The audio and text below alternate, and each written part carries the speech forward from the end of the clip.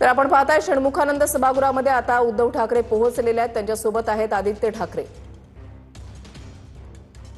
60 वर्ष झालेली आहेत शिवसेनेच्या स्थापनेला। या 60 वर्षामध्ये शिवसेनेने अधिक आणि अनेक चढउतार पाहिलेले आहेत।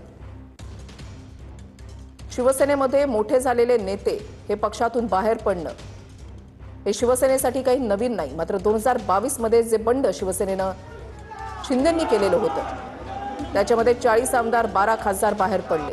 पुन्हा एकदा 4 वर्षांनी ठाकरेंचे खासदार फुटणं त्याच्यामुळे शिवसेनेसाठी ठाकरेंच्या शिवसेनेसाठी हा एक फार मोठा धक्का म्हणावा लागेल। 2024च्या निवडणुकीमध्ये ठाकरेंच्या सेनेचे 9 खासदार निवडून आलेले होते। आता त्यापैकी 6 खासदार हे फुटलेले आहेत। उद्धव साहेब आगे बढ़ो, उद्धव साहेब आगे बढ़ो।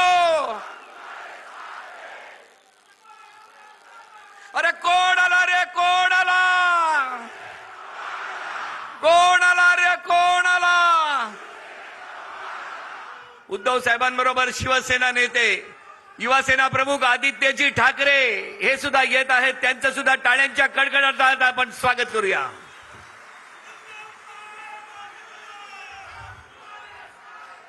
उद्धव साहेब आगे बढ़ो। रश्मी वहिनींचं सुद्धा स्वागत आहे।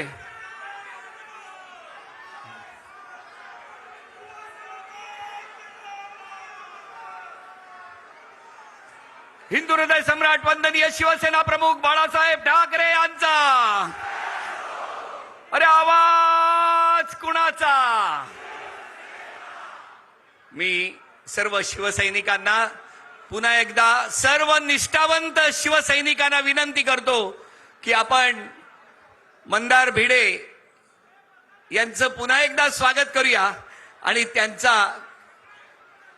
त्या कार्यक्रमाचा आपण आस्वाद घेऊया। व्यासपीठाच्या समोरील सर्वांना विनंती आहे कृपया आपण सगळं कॅमेरा बाजूला घ्या। धन्यवाद। माध्यम प्रतिनिधी आपण थोडेसे मागे या।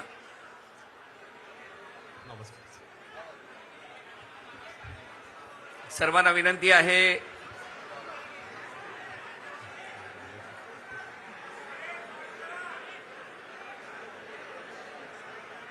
चला करूया चालू, जरा उत्साह करूया चालू।